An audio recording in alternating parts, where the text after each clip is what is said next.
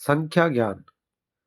इस तरह के प्रश्नों में आपको ये जो भारतीय अंक हैं वे दिए जाएंगे, जैसे 1, 2, 3, 4, 5, 6, 7। ये 7 जो है, ये 6 जो है वो 7 की तरह दिखता है, आपको ये ध्यान में रखना है।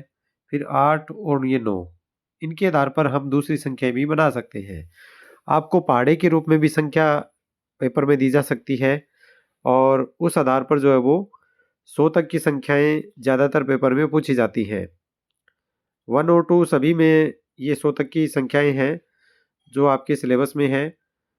आप इनको थोड़ा बहुत समझ लेंगे तब भी आपका उत्तर सही हो जाएगा। संख्यावाची में पुल्लिंग में एक है, एका और एकम। एकम, ये तीनों रूप होते हैं। एक है बालक है, एका बालिका, एका बालिका, एका बालिका और एकम फलम, ये एक में हो जाते हैं। ये हमेशा एक वचन में ही होता है। उसके बाद द्वौ जो है वो, ये भी तीनों लिंगों में होता है। द्वौ बालकौ और द्वे बालिके, है ना, द्विवचन हो जाएगा। ये हमेशा द्विवचन में होता है।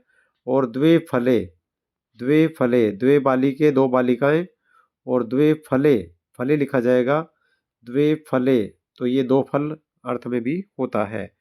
उसके बाद त्रय जो है, ये भी तीनों लिंगों में होता है। त्रय है, और त्रय के बाद में हम इसको पढ़ेंगे तीसरा है, तीसरा है, और बाद में हम पढ़ेंगे त्रीणी। ये तीन रूप इसके भी होते हैं। पुल्लिंग में त्रय बालकाः, तीन बालक, है ना, बालकाः। यहाँ पुल्लिंग में हम देख रहे हैं, यहाँ हम पुल्लिंग में देख रहे हैं कि जो बालका लिखा जाएगा उसके आगे विसर्ग लगेगा। त्रय बालकाः इस तरीके से लिखा जाएगा। और तीसरा हमें स्त्रीलिंग जैसा ही दिखेगा, तो ये तीसरा, ये स्त्रीलिंग शब्द है, तो त्रय है बालिकाः, तीसरा है बालिका, ये बनेगा तीसरा है बालिकाः, बालिका बनेगा। और त्रीणी में एक ही मात्रा है, तो त्रीणी फलानी, ये नपुंसकलिंग में बनता है। तो त्रीणी नपुंसकलिंग में होता है, तीसरा स्त्रीलिंग में होता है, और त्रय जो है वो पुल्लिंग में होता है। इसी तरह से चत्वारः में भी, चत्वारः है बालकाः, चार बालक। तीसरा है की तरह यहाँ पर चार में भी चतस्रः बन जाता है, चतस्रः है, ये चार बालिकाः। और बाद में चत्वारी, ई की मात्रा रहेगी, और फलानी में ई की मात्रा होती है, तो चत्वारी फलानी, चार फल। तो इन इन तीनों के जो है वो, तीनों लिंगों, जो अलग अलग लिंग हैं, इन सभी में रूप बनते हैं, और वो अलग अलग ही बनते हैं। 5 से आगे सभी के जो है वो इसी तरह से रूप बनाएंगे। और एक है, एक है में एक है बालका लगेगा, एक वचन में होगा। दो जो है वो हमेशा द्विवचन में होगा।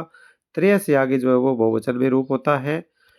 इनके रूप जो है वो अलग अलग होते हैं। आपको संख्यावाची विशेषण जो होते हैं उनमें भी इनको देखना होता है। कई बार प्रश्न ऐसे भी पूछा जाता है, तीसरा है बालिका दे दिया, फिर पूछा गया है कि तीसरा में जो है वो कौन सा लिंग है, तो वहाँ आपको पहचानना है कि बालिका के साथ में कौन सा आएगा। तो आपको ऑप्शन में त्रय है, तीसरा है, त्रीणी, ये तीनों दे करके पूछ लेगा। तो जहाँ स्त्रीलिंग जैसा रूप बनेगा वो तीसरा है, चतस्र है, ये स्त्रीलिंग में ही होते हैं। और जहाँ पर सीधे तौर पर होते हैं, जैसे त्रय है, चतवारा है, तो ये बालिका के साथ में आता है। और यदि उसको त्रीणी और चतवारी लिखते हैं तो वो नपुंसकलिंग में आता है। इसके बाद संख्याएं हैं, 5 को पंच कहते हैं। कई बार पेपर में प्रश्न दे दिया, जैसे 5 फल है, तो पंचानी नहीं होगा, वहां पर पंचानी न होकर के पंच फलानी होगा। 5 फल है, षट फलानी, इस तरह से आएगा। तो 5, 6, 6 को षट कहते हैं, 7 को सप्त कहते हैं। 8 के दोनों ही रूप होते हैं, अष्टौ और अष्ट दोनों ही रूप चलते हैं। 8 को अष्टौ भी कहा जाता है, रष्ट भी कहा जाता है। जैसे उच्चारण स्थानों के बारे में जो मैंने बताया था, उसमें अष्टौ शब्द का प्रयोग किया था, तो संख्यावाची में अष्ट का प्रयोग भी किया जा सकता है और अष्टौ का प्रयोग भी किया जा सकता है। इसी प्रकार 9 के लिए 9 और 10 के लिए 10 होता है। यहाँ पर आप ध्यान ये देंगे, जो अपने हिंदी में लिखते हैं वो 10 में स जो है वो स्लेट वाला होता है, अर्थात दंत्य होता है। यहाँ पर जो है वो तालव्य स होता है, सलगम वाला स होता है। तो यहाँ शुद्ध रूप जो है वो संस्कृत का, ये दोनों ही विकल्प देकर के पूछ सकता है। आपको इसमें हिंदी के गफलत में गलत नहीं करना है, ध्यान से देखना है। इसके बाद संख्याएं आती हैं 11 से आगे। 11 से आगे 11 में 1 और 10 होता है। संख्यावाची शब्दों में ध्यान देने की बात ये रहेगी कि आप वहाँ पर जो बाद वाली संख्या जैसे 11 है, 1 और 11 है, तो 1 एका और 10 लिखा जाएगा, एका 10। इसी तरह 2 वाले में द्वा लिखा जाएगा और द्वा और 10, 2 के साथ में आ जाएगा द्वादश। 3 के साथ में त्रयोदश आएगा, यहाँ त्रिदश नहीं होगा, ध्यान देना है, त्रयोदश आएगा। इसी तरह चतुर्दश में चतुर रै पूरा नहीं होगा, चतुर तो फिर होशियार हो जाता है। चतुर्दश में रै जो है वो रेप के रूप में ऐसे लिखा जाता है, तो ये रै चतुर्दश जो है इस तरह से बनेगा। चतुर्दश, चतुर्दश इसका संधि विच्छेद होता है। तो जो बाद वाली संख्या है वो पहले आती है संख्यावाची में, जैसे 4 है तो 10 4 नहीं आएगा, 10 चतुर नहीं आएगा, चतुर्दश आएगा। इसी तरह 5 पहले आएगा और 10 बाद में आएगा, तो पंचदश होता है 15। 16 को षोडश कहते हैं। इस तरह की जो भी सप्तदश जो है वो सीधी संख्यावाची से समझ में आ जाता है। 8 के लिए अष्टादश होता है, 8 और 10 अष्टादश होता है। 19 के लिए 1 कम 20 का प्रयोग भी किया जाता है, तो 1 कम 20 के लिए एकोन विंशति ही, विंशति 20 को कहते हैं, विंशति 20 को कहते हैं, एकोन विंशति 1 कम 20 थी, तो 1 कम 20 जो है 1 उन, यहाँ पर गुण संधि है और उसके बाद विंशति लिखा हुआ है, इसको नवदश भी कहा जाता है। तो इस तरह से हम इनके उत्तर याद करेंगे। ऊन विंशति भी कहा जाता है, ऊन या एकोन विंशति दोनों ही रूप इसके सही हैं। ज़्यादातर जो हम जो प्रयोग देखते हैं उसमें एकोन विंशति का प्रयोग किया जाता है, तो इसका प्रयोग आपको विकल्प में मिलेगा। अगर दोनों मिलते हैं तो दोनों ही सही, दोनों विकल्प वाला ही सही माना जाएगा। इसके बाद अपने संख्यावाची में 21 आता है एकविंशति। द्वा वाले जितने भी शब्द हैं, जैसे 22 में आप देखोगे द्वाविंशति दिख रहा है, 32 में आप देखोगे तो द्वा त्रिंशत दिख रहा है ना। ये 20-30 ऐसे शब्दों को आप याद रखोगे, जैसे अंग्रेजी में याद रखते हैं अपने। 40 के लिए चत्वारिंशत होता है और उसके बाद 50 के लिए यहाँ पर हम देख रहे हैं पंचाशत होता है, पंचाशत कहा जाता है। 60 के लिए हम देख रहे हैं षष्ठी होता है, षष्ठी ही, षष्ठी का प्रयोग किया जाता है 60 में, षष्ठी ही। इसी तरह 70 के लिए सप्तति का प्रयोग किया जाता है, सप्तति का प्रयोग ये देखो यहाँ किया हुआ है, सप्तति का प्रयोग किया हुआ है, सप्तति ही। और इसी तरह से 80 के लिए अशीति का प्रयोग किया जाता है, अशीति का प्रयोग 80 के लिए किया जाता है, 80 के लिए अशीति का प्रयोग किया जाता है। उसके बाद 90 के लिए नवति का प्रयोग किया जाएगा और उसके बाद 100 के लिए शतम का प्रयोग किया जाता है, 100 के लिए शतम का प्रयोग किया जाता है। अब हम बीच में जो संख्याएं हैं उनको कब मिलेंगे, 21 से आगे हम पढ़ेंगे तो उसमें कुछ कुछ जो टिपिकल शब्द है उनको हम गौर से देखेंगे। 23 के लिए द्वाविंशति 22 के लिए है, 23 के लिए त्रयोविंशति है, 24 के लिए चतुर्विंशति है, 4 जुड़ गया है तो चतुर्विंशति आ जाएगा, ये चतुर्विंशति है 24 के लिए, त्रयोविंशति हो गया है। इसी तरह 25 के लिए पंचविंशति आएगा, 26 के लिए षटविंशति न होकर के षड संधि हो जाएगी, षटविंशति ही, सप्तविंशति आ जाएगा। 27 के लिए 8 के लिए जो है वो अष्टाविंशति, अष्टादश, अष्टाविंशति यही रहेगा, तो अष्टाविंशति बढ़ जाएगा 28 में। और एकोन त्रिंशत, 1 कम 30 या नवविंशति, ये 29 के लिए हो जाएगा, 30 के लिए 30 हो जाता है।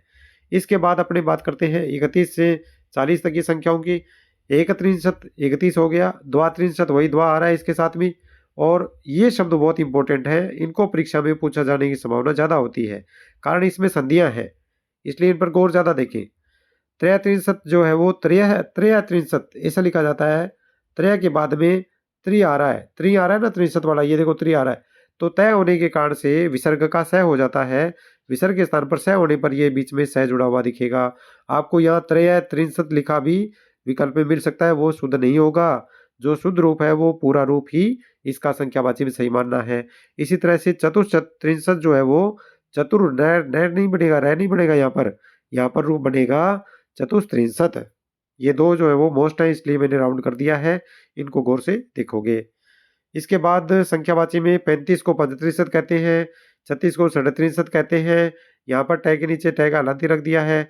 और 37 को सप्तत्रिंशत कहते हैं, 38 को अष्टात्रिंशत ही लिखा जाएगा। और उसके बाद 39 को नवत्रिंशत या एकोन चत्वारिंशत लिखा जाएगा, 1 कम 40, एकोन चत्वारिंशत या ये कहेंगे, और 40 को चत्वारिंशत लिखा जाएगा। उसके बाद संख्याएं आती हैं 41 से आगे। 41 के लिए आगे देखेंगे, एक चत्वारिंशत हो गया, द्विचत्वारिंशत, यहाँ जो 42 तक आ रहे हैं, पीछे हम देख रहे थे वहाँ जो है वो 32 में हम देख रहे थे, 22 में हम देख रहे थे, वहाँ द्वा लगा हुआ आ रहा था, देखो 32 में द्वा आया था, और 22 में हम देखेंगे तो वहाँ पर भी 22 में भी आप देख रहे हो यहाँ भी द्वा विंशति लिखा आ रहा है, द्वा आ रहा था। लेकिन जब 4 वाली लाइन पकड़ लोगे आप, 41 से आगे जब चलोगे तो वहाँ द्वि से ही बनेगा। आगे आपको द्वि और त्रय इससे ही बनाना है। जैसे आप 42 के बाद 52 में देखोगे तो वहाँ पर भी आपको ये संख्या दिखेगी। 52 में भी यहाँ देखो द्वा दिख रहा है, यहाँ त्रय दिख रहा है, यहाँ त्रि से बना दिया है संधि बना करके, और दोनों रूप इसके होते हैं। उसके बाद आगे जैसे आएँगे उस तरह आपको बताते जाएँगे। तो यहाँ हम बात कर रहे थे द्विचत्वारिंशत् की, तो यहाँ द्विचत्वारिंशत् लगाना है, वहाँ द्वाचत्वारिंशत् भी आपको विकल्प मिल सकता है, जो कि अशुद्ध होगा। इसके बाद त्रैत्रिंशत् वाला, इसमें भी आप देखो यहाँ संधि है, तो ये बहुत इंपॉर्टेंट शब्द हो जाते हैं। जो इस तरह के शब्द होते हैं वो बहुत इंपॉर्टेंट होते हैं और इनको परीक्षा में पूछ लिया जाता है। ये थोड़ा-सा टिपिकल पहली बार है, इसलिए इसको भी पूछ लिया जाता है। त्रयचत्वारिंशत् में भी सचुत्व संधि होती है, देखो आप ये देख रहे हो, त्रय है, षत्व संधि हो गया विसर्ग में, त्रय है चत्वारिंशत् हो गया। तो विसर्ग के स्थान पर जो है वो त्रय के बाद विसर्ग होता है, तो च आने के कारण से ये पहला स इसके साथ में जुड़ जाता है। और इसी तरह से चतुश्चत्वारिंशत्, यहाँ पर भी विसर्ग होता है, तो यहाँ पर भी च आने के कारण से जो सत्व विसर्ग है वो संधि हो जाती है, और यहाँ पर जो है वो यहाँ पर भी श बना दिया है। यहाँ रै लगा करके भी ऊपर दे सकता है, चतुर्चत्वारिंशत् नहीं होगा, ध्यान ये देना है। और यहाँ पर आपको जो है वो, यहाँ जो है वो आपको ये देखो, ये चतुर्थ रै नहीं आ रहा है, रै वाला ऑप्शन भी दे सकता है, क्योंकि तू के अंदर विसर्ग बनता है ना, तो रै भी बनता है। लेकिन यहाँ च होने के कारण से प्रमुख तौर पर जो बनेगा वो ये स ही बनेगा, इसी कारण से ये उत्तर सही होगा। और इसके बाद आगे जो हम विकल्प देखेंगे, 42 में द्विचत्वारिंशत् ये बना दिया है, त्रिचत्वारिंशत् बना दिया है। इसी तरीके से आगे जो चलेंगे तो 5 में 45 में पंचचत्वारिंशत्, 46 में षट्चत्वारिंशत्, 47 में सप्तचत्वारिंशत्। अब 8 वाले में आपको फिर ये देखना है, यहाँ आपको दोनों रूप मिलते हैं, अष्टा वाला और अष्ट वाला दोनों मिलेंगे। तो अष्टाचत्वारिंशत् तो ये हो गया। इस तरह 9 वाले में भी आपको नवचत्वारिंशत् और एकोनपचाशत् जो है वो मिल जाएगा। उसके बाद 50 को पंचाशत् कहते हैं, 51 को एक पंचाशत् कहते हैं, 52 इंपॉर्टेंट है, ये ध्यान से देखोगे। 53 और 54 तो बहुत ही अच्छे हैं, 53 और 54 तो बहुत ही अच्छे हैं, इनमें संधियाँ हैं। इस तरह से देखोगे आप, जैसे ये अपने 50 आ गया, उसके बाद 52 में देखेंगे। 52 को अपने क्या कर रहे हैं, 52 को अपने कह रहे हैं द्वापंचाशत् कह रहे हैं। इसको द्विपंचाशत् भी लिखेंगे, जैसे वहाँ दूसरा विकल्प दे रखा था। इसी तरह यहाँ विसर्ग में जो ये संधि है, इस संधि में क्या होता है, ये बहुत इंपॉर्टेंट शब्द है, इसलिए मैं इसको राउंड कर रहा हूँ। ये यहाँ पर भी मैंने इंपॉर्टेंट बताया था, चतुपंचाशत्। इनमें प आने के कारण से, विसर्ग के बाद जब प आता है तो विसर्ग का कोई भी बदलाव नहीं होता, विसर्ग ज्यों का त्यों लिख दिया जाता है। इसी तरह यहाँ त्रिपंचाशत् विकल्प वाला था, वो भी यहाँ दे दिया है। दोनों ही आपको विकल्प में मिलेंगे, तो दोनों विकल्प वाला ही उत्तर सही करना है। इस बात को ध्यान में रखोगे, आपको ये दोनों विकल्प देकर के तीसरा विकल्प ये दोनों वाला भी मिलेगा, तो आपको ये दोनों वाला विकल्प ही सही करना है, वही उत्तर सही माना जाएगा। ये 53 हो गया। 53 के बाद 54 के लिए भी संधि वाला ये ध्यान में रखोगे आप। यहाँ पर विसर्ग में इसका कोई चेंज नहीं होता है, विसर्ग के बाद पे होने के कारण से, है ना। जैसे मनः प्रसाद है तो मनः और प्रसाद होता है। 55 वाला प्रश्न है, इसमें पंचपंचाशत् हो गया, 55, षटपंचाशत्, 56, सप्तपंचाशत्, 57। इसके बाद वो अष्टा और अष्ट वाला वापस वही आ गया है, तो अष्टपंचाशत् और अष्ट अष्टापंचाशत् लिख दिया है। नवपंचाशत् और एकावन षष्ठी, षष्ठी 60 को कहते हैं षष्ठी, एकावन षष्ठी होता है। ये जितने भी ती लगे हुए हैं, जैसे अपने एकोनविंशति ये जो शब्द आए थे, उसके बाद जो शब्द आते हैं ये सारे के सारे स्त्रीलिंग में ही रूप होते हैं। इनके रूप स्त्रीलिंग में ही चलते हैं, तो ये भी एक लिंग वाला प्रश्न भी आ सकता है। जैसे पंचाशत, ये जितने भी रूप हैं इनके अलग अलग अलग के जो रूप होते हैं विंशति वाले, स्त्रीलिंग रूप में इनके रूप चलते हैं। 61 का जैसे बताया हुआ है, एक षष्ठी हो गया। 62 के लिए द्वाषष्ठी, ये दोनों आ रहे हैं, द्विषष्ठी दोनों आ रहे हैं। 63 बहुत अच्छा होगा, इंपॉर्टेंट होगा। 63 और 64 जो है वो बहुत इंपॉर्टेंट है, इनको आप खास तौर से गौर पर देखोगे। गौर से कैसे देखोगे, क्योंकि यहाँ पर जो है विसर्ग का स है, तो षटोत्व जो संधि अपने बनाते हैं उसी तरह विसर्ग का यहाँ पर स बना हुआ है। यहाँ आप देखेंगे विसर्ग का स बनेगा, जहाँ विसर्ग में ये षष्ठी शब्द आ रहा है ना, तो षष्ठी में विसर्ग के बाद जब स आता है तो षटकोण वाला स बना हुआ है। ये यहाँ पर भी षटकोण वाला स बना है। यहाँ आप ध्यान ये दोगे कि अगर षटकोण के पास में स सलगम वाला भी एक ऑप्शन आपको मिल सकता है, सीधा विसर्ग वाला भी मिल सकता है, वो दोनों ही आपको नहीं करने हैं। गलत जो आधा जो स षटकोण है षष्ठी के साथ में जब आएगा तो ये स ही आएगा, वो च पर आएगा। जब आप स वाले में चतवारिंशत् वाली लाइन देख रहे थे ना, वहाँ आएगा ये, इसमें नहीं आएगा। तो ऐसे शब्दों पर आपको ज़्यादा गौर रखना है। ये बहुत इंपॉर्टेंट शब्द है, परीक्षा में पूछे जाने लायक हैं 63 और 64। इसी तरह 63 लिख दिया है। उसके बाद आगे चलेंगे अपने, तो 65 हो गया है, 65 के लिए 65 और 66 के लिए 67, शब्द के षष्ठी हो गया 67 के लिए, और 68 के लिए जो है वो 68 के लिए जो है वो क्या हो गया, अष्टाषष्ठी और अष्टषष्ठी लिख दिया गया है। और फिर नवषष्ठी एकोन सप्तति हो गया 70 से एकम, तो सप्तति कहते हैं 70 को, तो ये हो गया 70। फिर एक सप्तति 71 हो गया, द्विसप्तति या द्विसप्तति 72 हो गया, त्रिसप्तति और त्रयसप्तति, ये बहुत इंपॉर्टेंट शब्द है, इसको भी गौर से आप देखोगे। इसी तरह 74 वाला भी गौर से देखोगे। ये 100 तक की संख्या में ज़्यादा नहीं है, ये ज़्यादा नहीं है, लेकिन ये बहुत इंपॉर्टेंट है, इसलिए इनको गौर से देखना है। गौर से देखना है, जैसे अभी मैं बता रहा था, द्विसप्तति के बाद एक तो ये 73 और 74 वाला, यहाँ पर स आने के कारण से, स आने के कारण से यहाँ पर जो स आया था इसके कारण से त्रय स, तो स हो जाता है। तो स के तीनों रूप हो रहे हैं। च आया था, वहाँ पर स ये हो रहा था, स षटकोण आया था अभी षष्ठी वाले में, तो वहाँ स आधा हो रहा था, और ये अभी सप्तति का स आ रहा है, स आ रहा है तो उसके साथ में स आधा हो रहा है। मतलब षटकोण वाले के साथ तो स षटकोण वाला आएगा, स्लेट वाले के साथ स स्लेट वाला आएगा, दंत्य के पास दंत्य वाला, मूर्धन्य के साथ मूर्धन्य वाला, और ये च के साथ में जो है वो यहाँ ये जो इसका नाम तालु वाला जो है वो तालव्य वर्ण वाला खुद का उच्चारण स्थान वाला ही आएगा। तो चतुसप्तति बहुत इंपॉर्टेंट शब्द है, 74 लिखा आ सकता है। और 74 में आपको 70 + 4 दे करके भी प्रश्न में पूछ सकता है कि 70 और 4 कितना होता है, और 75 में से 1 कम करके भी दे सकता है, 80 में से 6 कम करके भी दे सकता है। विकल्प में आपको गुणा के रूप में, जोड़ के रूप में, घटाव के रूप में भी संख्या दी जा सकती है। उसके बाद अपने 75 को पंचसप्तति कहेंगे, 76 को षटसप्तति, और 77 को सप्तसप्तति, 78 को अष्टासप्तति और अष्टसप्तति भी कहते हैं, और 79 जो होता है उसको नवसप्तति या एकोनाशीति लिखा हुआ है। ये बहुत इंपॉर्टेंट है भाई, ये बहुत इंपॉर्टेंट इसलिए है क्योंकि यहाँ पर संधि है, एकोन अशीति लिखा हुआ है, एक ओन, एकोन लिखा हुआ है, एकोन, एकोन के बाद में ए है, तो न के साथ में ए जब जुड़ता है तो ना बन जाता है। यहाँ आप देख रहे हो ये ना बना हुआ, ये ना बना हुआ दिख रहा है ना, तो एकोनाशीति लिखा जाएगा। आपको गौर करना है कि आपको 2 विकल्प मिल सकते हैं, एक में आपको एकोन अशीति अलग लिखा मिल सकता है, एक में आपको एकोन शीति लिखा हुआ मिल सकता है, और एक में आपको एकोनाशीति लिखा हुआ मिल सकता है। तो हमें विकल्प को गौर से देखना है। यहाँ संधि करके, दीर्घ संधि करके, न में ए जुड़ेगा तो दीर्घ संधि करके ना बन जाएगा, तो ये जो अपने 79 है ना, 79, उसको बहुत इंपॉर्टेंट देखना है, ये आपके मोस्ट रहेगा, यहाँ दीर्घ संधि बनती है। उसके बाद 80 को जो है वो अशीति लिखा हुआ है ही, ये आप देख रहे हो अशीति लिखा दिख रहा है। इस तरीके से 80 तक की संख्याएं हम जान जाते हैं। उसके बाद हम चलते हैं आगे, 81 से आगे संख्याएं देखते हैं। 81 से लेकर के 90 तक की जो संख्याएं हैं वो बहुत ही इंपॉर्टेंट इसलिए हैं क्योंकि 82 में, 83 में, 84 में, 85 में, 86 में, इनमें इतनी संधियां हैं कि आप जो है वो इनमें से प्रश्न पूछने की संभावनाएं बढ़ जाती हैं। इसी तरह यहाँ दीर्घ संधि बनी हुई है, ये देखो यहाँ पर भी दीर्घ संधि है, यहाँ पर भी दीर्घ संधि है, और यहाँ पर जो है वो उसके बाद देखो ये इसको पहले इसको समझते हैं। यहाँ यण संधि है, यहाँ यण संधि कैसे बनाई है, जो द्वा वाला रूप था वो अब आकर के खत्म हो गया है। द्वा वाला रूप जो है वो 42 से चला था, और 42 से लेकर के यहाँ जो है वो चतवारिंश तक जो है वहाँ द्वि से चला था, वहाँ ये द्वि वाला जो चलन था उसको यहाँ पर अब अपने वो द्वा और द्वि वाले दोनों रूप चल रहे थे ना, ये देखो दोनों ये अब बंद हो गए हैं, यहाँ बंद हो गए। यहाँ 82 में आकर के सिर्फ एक रूप ही चल रहा है, ये द्वैशीति आएगा, यहाँ द्वाशीति नहीं आएगा, यहाँ द्वाशीति नहीं आएगा, यहाँ द्वि आएगा। और द्वि जब इसके साथ में अशीति के साथ जुड़ता है तो ए के साथ जब जोड़ते हैं तो द्वय हो जाता है आधा, द्वय हो जाता है आधा। ई के अंदर यह है, यह इस ए के साथ जुड़ गया तो ये द्वय हो गया, द्वय, दय आधा, और ये हम जो यहाँ देख रहे हैं वो यही छपा हुआ है। और इसके साथ में फिर अशीति का था ना, तो शीति आगे लिख दिया, ये देखो अशीति का, ये शीति का शीता लिख दिया।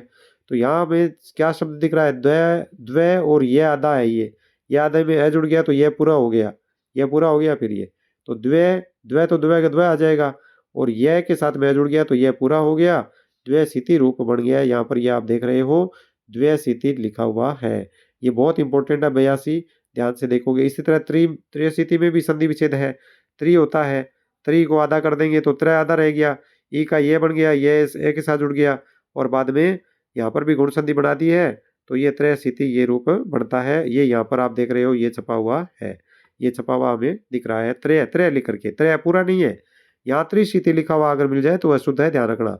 और त्र्याशीति बना दिया तो भी अशुद्ध है। यहाँ संधि से जुड़े हुए हैं, इसलिए ये संख्यावाची होते हुए भी, थोड़े से टिपिकल शब्द होते हुए भी ये इंपॉर्टेंट है, ये ध्यान में रखना। 82 भी इंपॉर्टेंट है, 83 भी इंपॉर्टेंट है। और इसी तरह ये चतुरशीति जो लिखा है, यहाँ विसर्ग के बाद जो है वो चतु में विसर्ग होता है। और ये जब अ के साथ जुड़ता है ना, विसर्ग का रह बनेगा। विसर्ग का रह जब इस अ के साथ जुड़ेगा तो रह पूरा हो जाएगा, तो चतुर्शीति लिखा जाएगा। ये यहाँ पर देख रहे हो आप, यहाँ पर आप देख रहे हो ये चतुर्शीति, ये देख लो आप, ये चतुर्शीति बना हुआ है, ये चतुर्शीति बना हुआ है। ये चतुर्शीति चतुहु और विसर्ग का रह आधा होता है, हलंत वाला होता है, ए के साथ जुड़ गया तो रह पूरा हो गया, ये रह पूरा हो गया। और ये रह पूरा होकर के असिति में हम लिखा हुआ देख रहे हैं, ये देखो ये रह पूरा है और ये रह पूरा यहाँ पर असिति के साथ जोड़ दिया है। तो ये हो गया 84 तक की संख्याओं का। ये तीनों चारों ही इंपॉर्टेंट है, 82, 83, 84 तीनों ही इंपॉर्टेंट है। उसके बाद 85 में दीर्घ संधि बनी हुई है। 85 में पंचाशीति है ना, तो पंचा बना हुआ है, पंचाशीति बना हुआ है।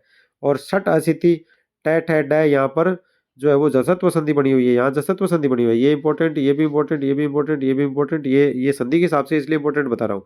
षट अशीति बना हुआ है तो षट अशीति हो गया। अशीति की संख्या में पहले मात्रा बड़ी होगी फिर छोटी होगी। ये छोटी बड़ी करके भी आपको वर्तनी में उलझा सकता है, इसलिए ध्यान में रखना है कि जो नवती पड़ती जो अपने जितने भी लिए थे अंत में छोटी मात्रा ही आ रहा है। जैसे पड़ती में तुकबंदी में आता है तो पहले बड़ी आएगी बाद में छोटी आएगी। इसी तरह 87 में सप्ताशीति, यहाँ पर भी दीर्घ संधि बना दी है। और अष्टशीति में यहाँ पर भी दीर्घ संधि बना दी है। और नवाशीति में भी दीर्घ संधि बना दी है। और एकोन नवती अपने जैसे एकोन लिख रहे थे उस तरीके से आ रही है। नवती 90 को कहते हैं, एक नवती 91 को कहते हैं।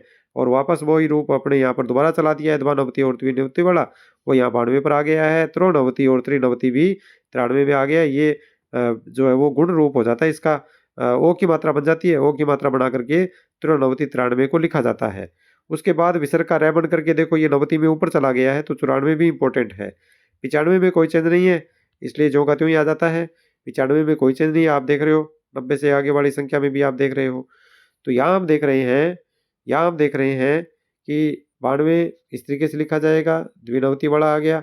93 में इस तरीके से लिखा जाएगा। 94 में चतुर्नवती, चतुर्नवती इसलिए आएगा क्योंकि विसर्ग में रह बन करके ये ऊपर चला गया है, नए के ऊपर लिख दिया गया है। यहाँ नए के ऊपर नवती वाला लिख दिया गया है।